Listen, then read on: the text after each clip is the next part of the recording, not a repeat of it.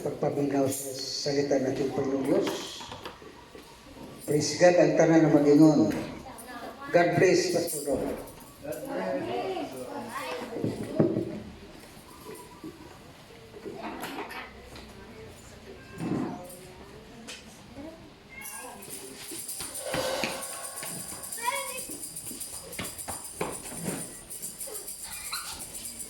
Mamaya na muna, mag-blessing mo. Yan muna ng pagkakataon na mag-blessing mo sa Panginoon. Hallelujah. God is good. All the time. Praise God. Let's all rise up one more time. Dahil kailangan muna nating bigyan ng karangalan ang ating dakilang Diyos sa pamamagitan ng pagpupuri sa Kanya sapagkat wala na po siyang katapat. Wala pong katulad niya. He is worthy to be praised. He is the great creator of the heavens and the earth. Siya rin po, mga kapatid, ang nagbigay ng hininga sa lahat na nabubuhay. Kaya nararapat lamang na bigyan po natin siya ng offering na walang iba kundi ang ating matatapat na pagpupuri. Itaas natin ang ating mga kamay one more time. Hallelujah lahat, mga bata at sa lahat ng mga naririto. Praise God. Hallelujah. At 1 minute lang. 1 minute lang. Iba nga, mga kapatid, hindi na pakapagod. Lalo-lalo na kung yan sa showtime na yan. Grabe energy. Yan sa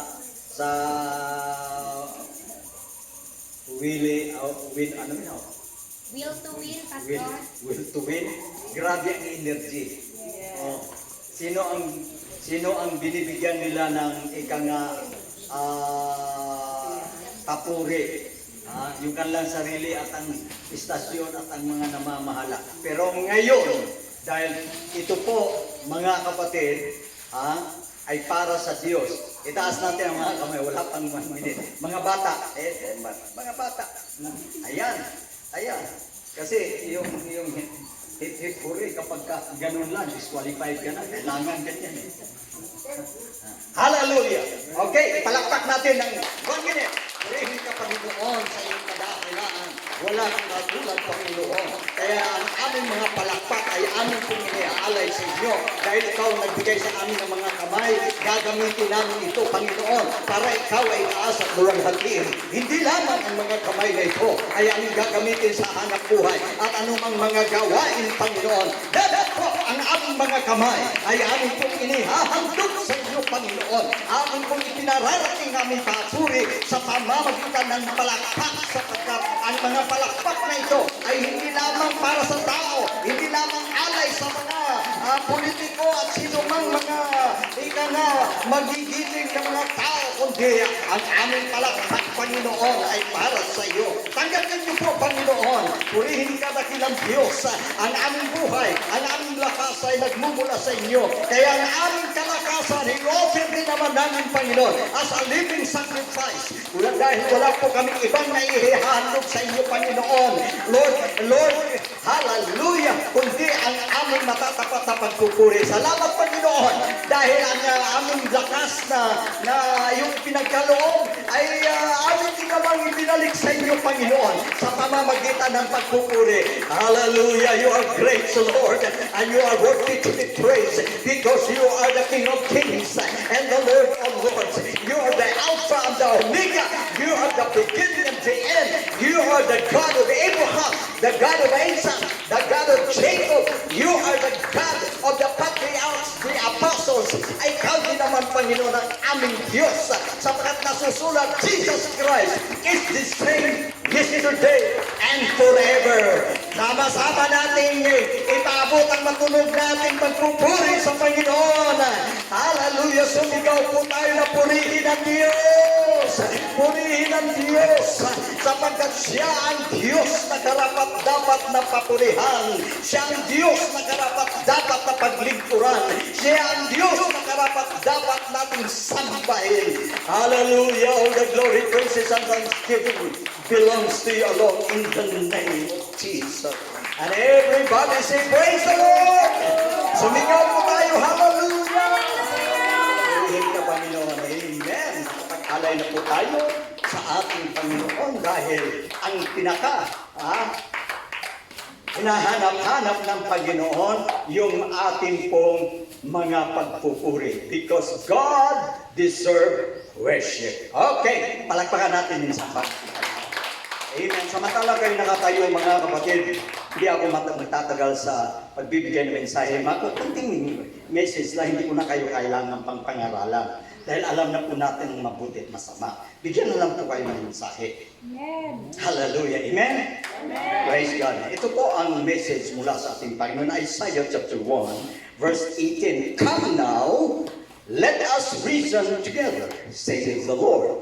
Though your sins be as scarlet, they shall be as white as snow. Though they be red like crimson, they shall be as wool. Magsiparito kayo ngayon, at tayo'y magkatuwiranan, sabi ng Panginoon.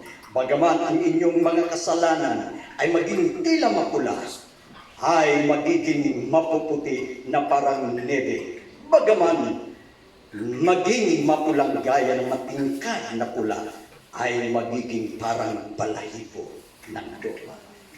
Everybody say praise the Lord. Salamat po Panginoon sa maikling mensahe na iyo pong ibibigay sa amin. At salamat po o Diyos sa pagkakataon na kung saan sa araw na ito nakapaghandog na po kami ng aming pasasalamat, ang aming mga awitin, ang aming mga offerings, at lalong-lalo na ang aming pong katawan na isang haing buhay para sa inyo. In Jesus' name. Amen. Praise God. Hallelujah. Amen. Pwede na po kayong maupo mga kapatid at sa maiksing panahon, bibigyan ko po mga kapatid ng diwa, bibigyan ko po ng buhay ang mga salita ng ating Panginoon. Because printed letter is dead. It is by human voice alone that can make the dead letter live. Kaya merong speaker, merong tagapagsalita. Dahil kapag yung titik na yan, walang magsasalita, wala pong buhay. Amen. Hallelujah. Noong sa panahon na hindi na po fluent magsalita si Moses, ginamit niya po si Aaron upang magiging spokesperson niya. Meron siyang tagapagsalita, mga kapatid, upang maiparating ang mensahe ng ating Panginoon. At ngayong umaga, nabasa po natin mga kapatid, ang napakagandang paanyaya ng Panginoon. Pag ikaw ay welcome, di ba na maganda ang feeling po natin? Feel at home po tayo kapag welcome po tayo. At lalong-lalo na inanyayahan ka. Amen. Meron kang confidence at meron kang hindi ka alanganin mga kapatid pumunta sa isang lugar o pumunta sa isang mga handaan kapag merong invitation. Ngayon mga kapatid, kung naramdaman natin ang feeling na maging panatag, alam niyo ba ang good news? Sinong nag-aanyaya? Sinong nag-iimbita sa atin ngayon? Hindi tao. Sinong nanawagan? Sinong nag-aanyaya? Sino ang nag-aanyaya sa atin? Ngayon, nabasa po natin mula sa banal na kasulatan na inanyayahan po tayo ng ating Panginoon. Palakpakan po natin sa mga hallelujah. Praise God. Kaya nga, meron pang supporting verses mga kapatid. Diyan nga po sa Matthew chapter 11, diba? Verse 28 yan, hanggang 30 yan, 31, 28, sabi niya, come. Paanyaya na naman, come. Hallelujah. Unto me, all you that labor and are heavy laden, and I will give you rest. Hallelujah. Masuyo, magiliw na nag-aanyaya ang Panginoon. Hallelujah. Dahil pagdating po mga kapatid sa tinatawag na pangangailangan spiritual, wala kung sinumang pagbigay nito ng kasagutan, kundi ang ating Panginoon. Amen. Kaya nga ang sabi ng Biblia, man shall not live by bread alone, but by every word of God. Kaya makapagbibigay ng kasagutan pagdating sa tinatawag na pangangailangan spiritual at lalong-lalo na pagdating po mga kapatid, sa spiritual na karamdaman, walang ibang makapagpapagaling niya maliban sa ating Panginoon. Kaya sabi niya, inanyayahan niyo mga kapatid ang lahat na may mga sakit. At sigurado, kapag tayo po'y tumugon sa kanyang paanyaya, meron pong kagalingan. Hallelujah. Amen. Praise God. Siya ang the greatest specialist. The greatest physician. Amen. Kahit kaano ka na lang. Sabi nga kapag ka-cancer na mga kapatid, medyo kabado ka na kapag ka-tinapuan ka na ng cancer. Kapag sabi nga, incurable na yan. Yan na ang ikamamatay ng isang tao. Hallelujah. Pero kahit cancer man yan sa spiritual mga kapatid, walang anuman yan sa Panginoon. Kaya niya pa rin gamutin. Kaya sabi niya, come! Let us reason together. Lumapit kayo sa akin. Tayo'y magkatuwiranan. Ang iyong kaluluwa ay cancerous. Mayroong malalang karamdaman. Sabi ng Panginoon, kahit matingkad, mapulang-mapula, kahit sabihin natin, kahit anong Clorox, kahit anong i-apply dyan na detergent na yan para yung pulang yan ay magiging maputi mga kapatid, mapupunit na lang. Mapupunit na lang ang damit, hindi kayang papuputiin yan. Pero ang Panginoon, grabe, matingkad na pula. At magiging snow. Magiging napakaputi mga kapatid. Everybody say praise the Lord. Hallelujah. Amen. Kaya sabi niya, halika kayo. Nanyayahan ng Panginoon. Walang kasalanan na hindi kayang patawarin ng Panginoon. Amen. Dahil pagdating sa kasalanan mga kapatid, wala kasi sino mang espesyalistang doktor dito sa lupa na pwedeng gumamot niya. Wala. Physical, pwede. Pero spiritual, wala. Sabi niya kami. Kaya, nakakalungkot lang mga kapatid. Ang mga tao, inanyayahan na. Mataas pa ang pride nila. Binabaliwala yung paanyaya ng Panginoon.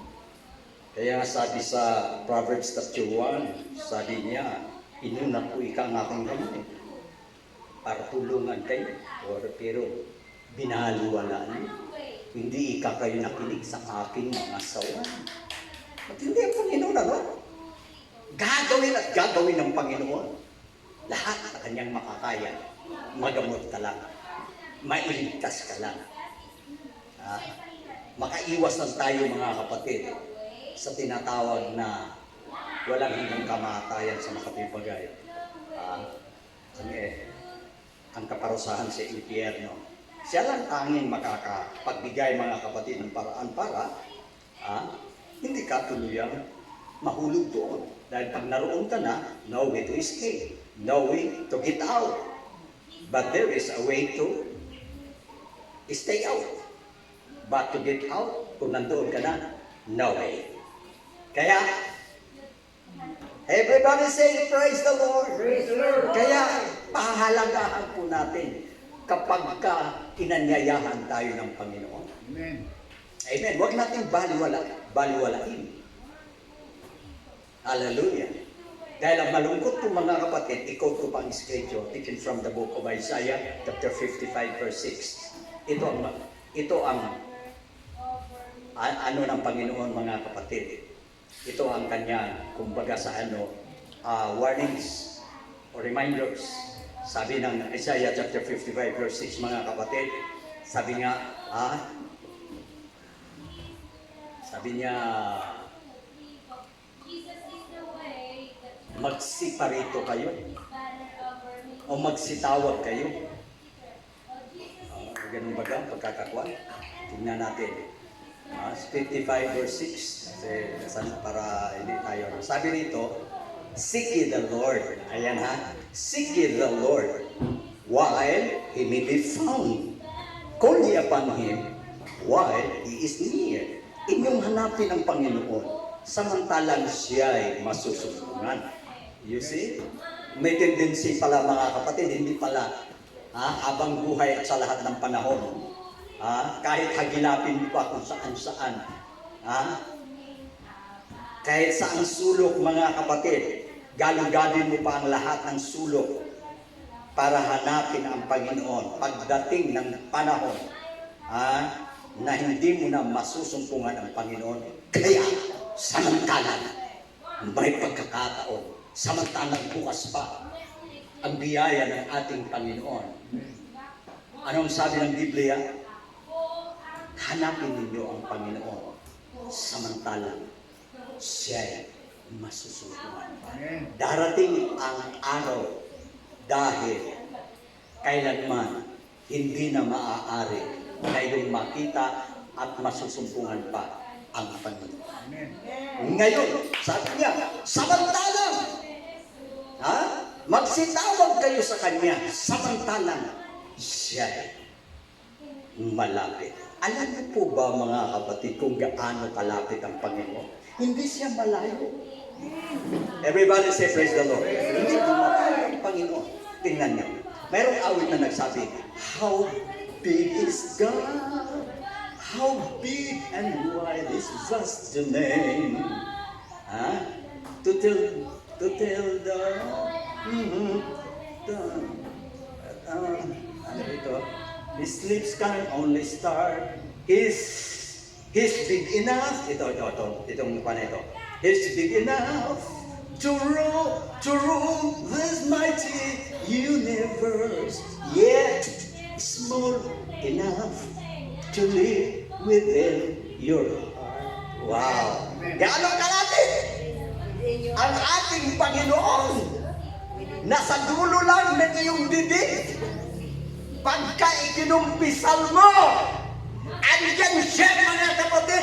If you confess, sabi nga doon, with your tongue, the Lord Jesus Christ, and thou shalt be saved. You see, nasa dulo lang ng dila mo. Gaano kalapit?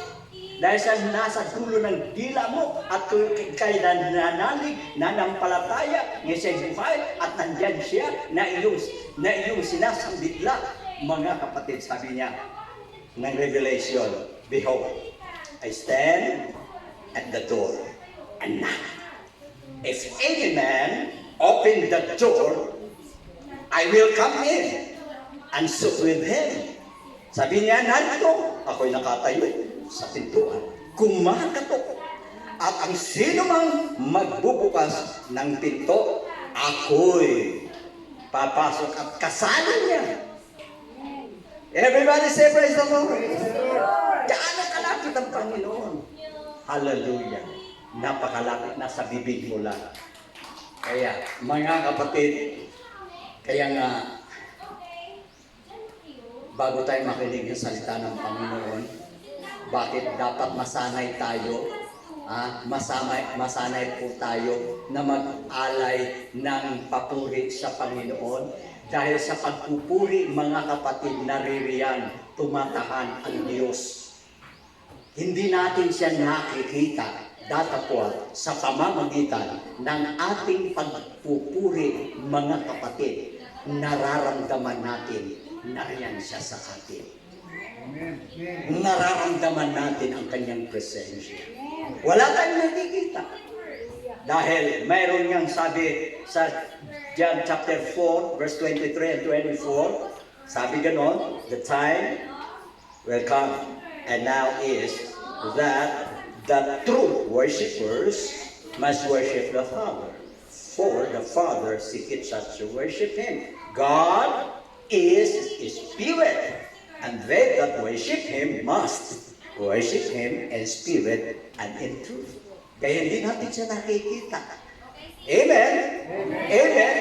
Ngunit kung ikay may pananampalataya, mga kapatid, higit pa sa iyong nakikita dahil iyong nararamdaman. Amen. Nararamdaman mo, mga kapatid, na mahal ka niya. Nararamdaman natin na talagang siya po ang Diyos na tunay na nagmamalasakit. Hallelujah. Everybody say praise the Lord. Praise the Lord. Dahil sa ganung damdamin ng ating Panginoon, kaya naibuka niya ang kanyang bibig, mga kapatid. Sa Matthew chapter 11, verse 26, nang sabi niya, 28 hanggang 30, Come unto me. Oh, grabe, wala siyang tinatangi, mga kapatid. Hindi niya sinasabi na, ito'y para lang sa ilan. Pero sabi niya, sino bang may problema? Diba, parang lahat ata tayo, may kanya-kanyang problema, di po ba? Kaya, covered tayo sa invitation ng Panginoon.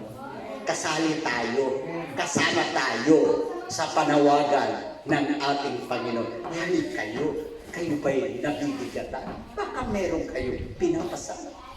Siyempre, as Christians, mga kapatid, mayroon talagang nakatupa sa ating cross. Mayroon kanya-kanya po tayong cross. Amen. Kaya nga, ang wika ng ating Panginoon, gusto niyo ba ikang sumunod sa akin? Ang sino mang nais at gustong sumunod sa Panginoon, ito ang sunod na kanyang pananalita. Ang wika, pasanin ninyo ang inyong cross araw-araw. Aba, kaya pala medyo magka-misunderstanding sa pamilya. Kaya pala kuminsan, mga kapatid, hindi maiwasan, nagkakasagutan ang pamilya, nagkakaroon ng problema. Alalahanin natin na yan pala ay isa sa krus natin na dapat natin pasanin. Hallelujah. Ibig sabihin, mga kapatid, kapag ka ang Panginoon ay nasa atin, buhay ang ating Panginoon sa puso natin, siya po, mga kapatid, magbibigay, sabi nga, God will make a way where there seems to be no way. Diba? Kahit na wala ng daan, wala ng paraan, pero mayroon pa rin paraan. Kahit wala ka nang alam ano pang solusyon, hindi mo talaga alam, mayroon pa rin nalalaman ang Panginoon. Hallelujah! Amen! Hallelujah! Kaya, mga kapatid, kapag kasama natin ang Panginoon, ay ang mga problema na yan, kaya mo po yan, kaya mo tayo, mapagtagumpayan pa, mayroong solusyon dyan. At, pwede po. Ang kagandahan, mga kapatid, pagharap natin sa problema, kapag nandyan ang Panginoon sa atin, hindi tayo mahirapan. Hallelujah. Kasi magbibigay siya ng wisdom. Bigay siya ng knowledge. Hindi lang putak ng putak yung bibig natin. Pagkakaya mamalos, control tayo. Pagkatas yung boses natin, iba ng intonation, mga kapatid, pataas na patay. Do, re, mi, fa, sol, la, ti, do. Do, de, la, sol, fa, mi, re, do. Pero pagka nandyan ang guidance at nandyan ang Panginoon, mga kapatid, malambing ka pa rin. Kasi, iba kasi, mga kapatid, kapag hindi ka ba mabagsik magsalita. Kasi sa totoo lang, grabe talaga. Sa totoo lang, mga kapatid, walang makapagpapaamo talaga sa dila. Walang makapagpapaamo ng dila. Kaya sabi pa ng iba, wala yung bukog, wala yung tulaan. Napakadulas. Walang pinakmadulas mga kapatid, kundi ang dila. Bakit? Kung hindi po tayo guided at controlled ng Panginoon, grabe. Yung dila mga kapatid. Ha? Kaya yung mga misis minsan, yung mga babae, sorry sa mga babae, naging speaker of the house yan. Kasi talagang madali sila magsalita. Mabilis, mga kapatid. Okay lang sana kung mabilis, puro tama. Pero sa kadinami-dami ng salita, hindi maiwasan na walang pagkakamali. Amen. Ngayon mga kapatid, sa pagsasalita naman, sa pagsasalita ng mga Panginoon, kung banayan, mahinahon, ano ba yung may intonation sa Ilonggo mga kapatid, yung ano daw na galit na pero malambing pa rin. Sana ganun ano? Kahit galit ka na malambing ka pa rin. Naku, kung magawa po natin yan mga kapatid, hindi ka maglangulango, base bala kung masumbagan ka. Pero kung galit, hindi ka maglangulango, sumbangon ka kakaroon. Pero hindi niya nalata, galit ka na pala. Kahit hindi ka maglango-lango, base masumbagan ka. Hindi, daway man na sa iya. Ito, okay man na. Pero kung mabigat ang pangungusap mo, mabigat ang pagkakabigkas mo mga kapatid, tama ang Bible. Nang sabi niya, na ang banayan na sagot, nakakapawi ng puot. Datapot, ang mabagsik na sagot, nakakahila ng galit. Iba kasi mga kapatid, iba kasi kapag ang nag-control sa atin, Panginoon. Amen? Kaya pa-control natin. Kaya mamaya, pray na tayo. Kontrolin mo nga ako, Panginoon. Kasi kung sa iyo lang, mahirapan ka kasi. Pagkatapos, mga katiwiran ka, sapagkat ako'y tao lamang. Tao lamang. Pero kung kasama mong Panginoon, hindi ka na tao lang. Alam niyo po, ang mga tunay na anak ng Diyos, ganito po mga kapatid, hindi ordinaryong tao yan. Extraordinary. May power kasi, pwede niyang kontrolin ang sarili niya. Bakit? Andiyan yung Panginoon. Kaya sabi ng Panginoon, come! Ito ang panyaya niya. Lahat kayo, ano man ang weaknesses niyo? Ano ang mga kahinaan niyo? Ano ba ang problema niyo? Anong pasanin niyo? Ano lahat ng kabigatan? Huwag mong sarilinin. Huwag mong ibigay sa kapatid mo. Dahil yung kapatid mo, may pasanin din yan. Lalong madadaganan yan. Lalong pabigat yan. Bakit mahilig tayo makiusap sa tao na meron namang ang Diyos na kahit gaganan mo ng sangkaterba, katakot-takot na dagan, o hindi niya iniinda, kering-kering. Pero bakit ba? Sa tao pa tayo magaling makiusap. Kaya sabi na pala, halik kayo. Iswelting na natin Inanyayahan ka pa. Kasi makatwid, hindi galit ang Diyos sa iyo. Amen? Hindi galit ang Diyos sa atin. Kasi sabi niya, masilapit kayo sa akin. Napapagal. Pag napagod ka na, ano ba yung kinabuhi? Hindi na ba ipakuwayaw? Tilang na. Kinakapoy na ko. Ay, ano ba nando? Hindi na kaya. At hindi mo na kaya Lord bala? Sinis Ginoo. Napapagal. Pagod ka. Lumapit ka sa akin. Problema ka ng taong mga kapatid.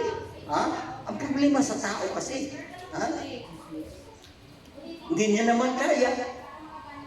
May kahinaan naman siya. Hindi naman siya unlimited. Nandito ang Panginoon.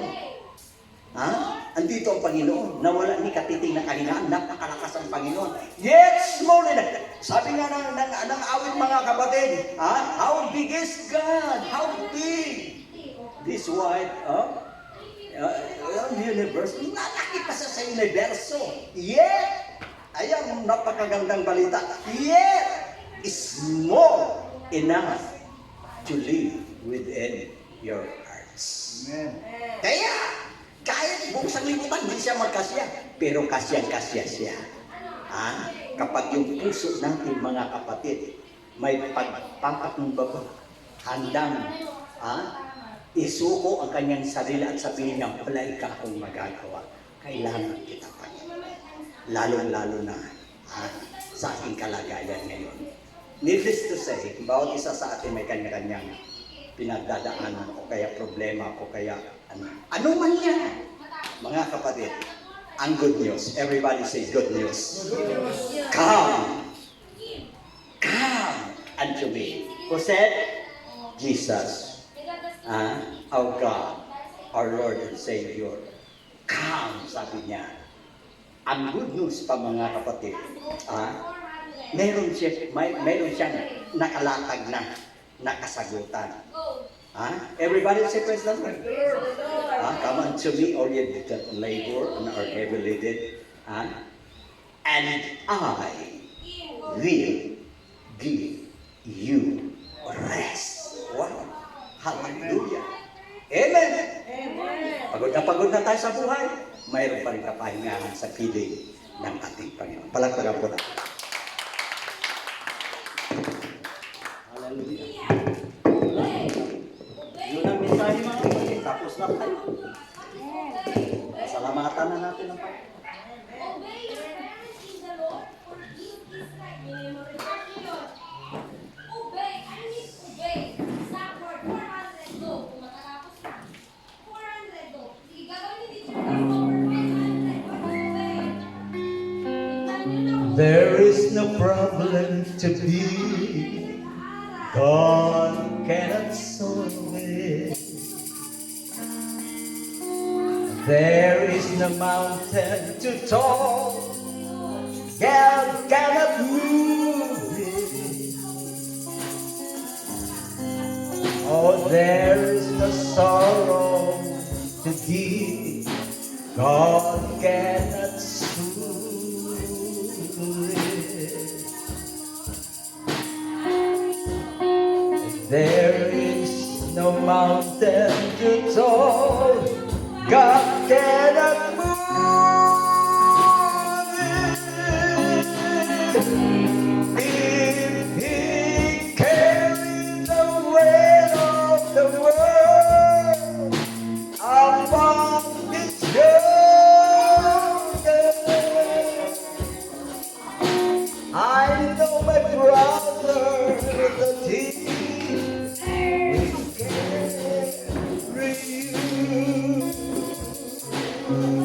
He said, come unto me. Oh, that are weary, and I will give you rest.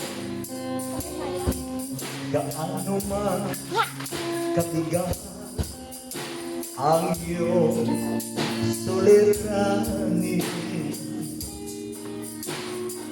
sintaas man ng mundo, kanya mapawid.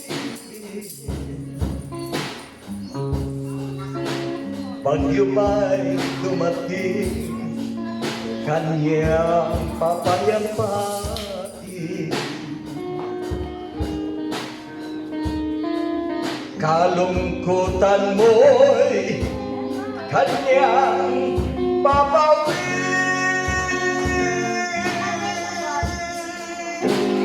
Kung nakaya niyang pasalin sa lahat ng mundo, kaya kanyang akayin kaibigan ko.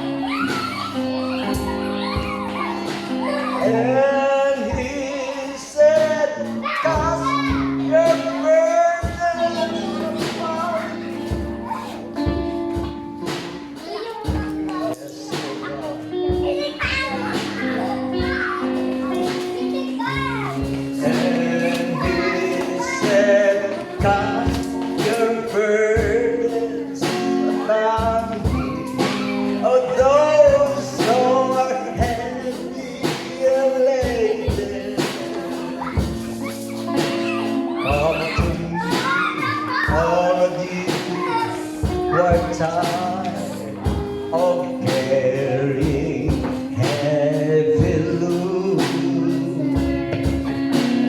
For that you I will give you is easy, and my burden is light.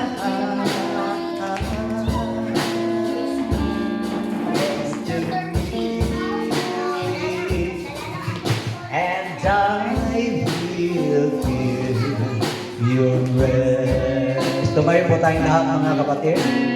And He's cast your burdens upon me. Those who are heavy laden, come to me, all of you are tired of carrying heavy load.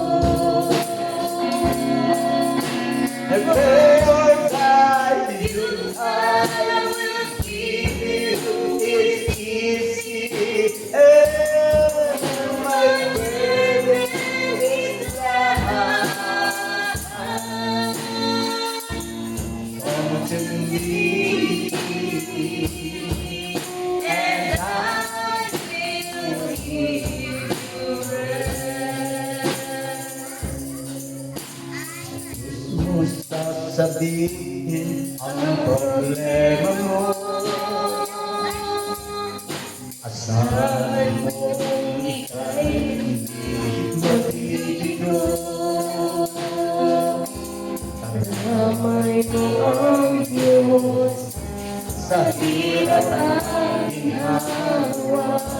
Tawagin mo lamang, di ka mabibigo.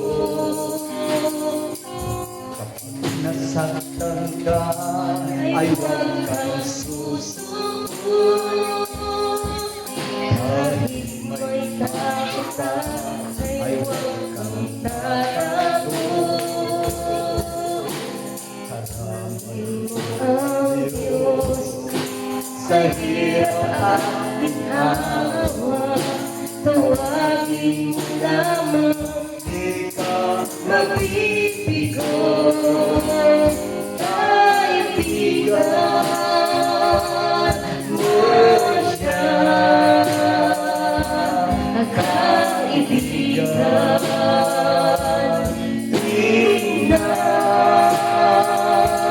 sino bang tutulong sa'yo, kundi ang kaibigan mo. Kaibigan mo ang Diyos. O kaibigan mo siya. Kaibigan, tingnan sino bang tutulong sa'yo, kundi ang kaibigan mo. Kaibigan mo ang Diyos. Ngayong nalaman mo na may kasama ka, hindi kailan pa man nag-iisa. Karamay mo ang Diyos sa hirap at ginhawa. Tawagin mo lamang, di ka mabibigo. Kaibigan mo siya. Kaibigan, tingnan sino bang tutulong sa'yo, kundi ang kaibigan mo.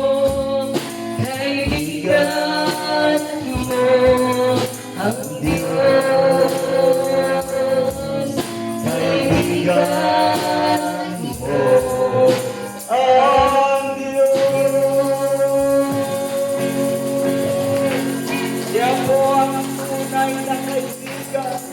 Kailanman ay hindi ka niya iiwan. Kailanman hindi ka niya itatabi. Kaya ang ating karamay sa hirap at ginhawa. Hallelujah. Inilin ko sa kalin ng manalangin sa pagkataon. Nagpasalamat kami, Ginoo, sa iyong mga pagpanguna sa amin. Hallelujah. Salamat na Diyos ka, walay pagkulang, tayo ikaw, Ginoo, nagkalay-ay sa aming buhay. Samtang anina pa kami ito sa iyo ka. Oo, Ginoo, daghang ginatubang, sari-sari ang ginatubang sa aming kinabuhi.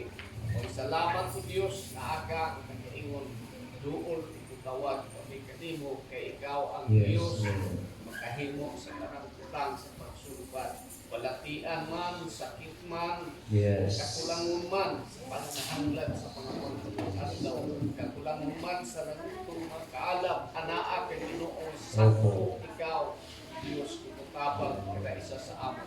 Salamat na iyong kapuputong magtuman sa amin kinabuhi. Sa tawagin na kinabuhi. Salamat kung makapadayon kami. Ang Diyos pagbalik nimo. Madaugon kami tungkol kay among Diyos. Buwit kay kamhanan. Amo ka ginapasalamatan sa tanang-tanang Diyos. Buhat sa among kinabuhi. Mga pang-adlaw-adlaw namon mga painahanglan. Kami Diyos ng galaong. Tugdan mo kami. Kagiyahan kami. Kani Ginoo mahimo matago ang tanan. Kung kay mo lamang kapital namon o Dios, kung wala ikaw, wala man kami sarang mahimo Ginoo. Kung sa ang tanan among ginapasalamatan kung kay ikaw man ang among Dios. Dinukod ka Dios, agiyas tarang utang sa among kinabuhi. Kung sa makita namon sa among mga mata, ikaw nagbuhat ini. Salamat Ginoo, pagpapauli ang makatawhan, walon ang lutay ng kalipay, kung dahog ng kalipay, utang sa sulod sa among kasing-kasing.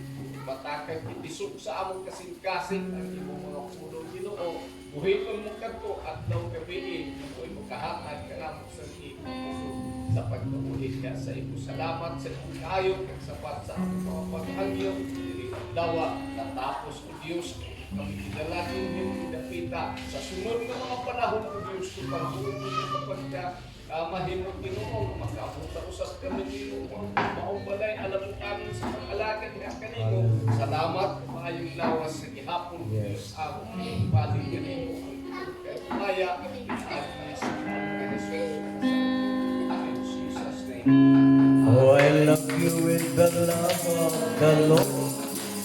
Yes, I love you with the love of the Lord. I can see in you the glory of God. Yes, I love you with the love of the Lord. Oh, I love you with the love of the Lord. Oh, I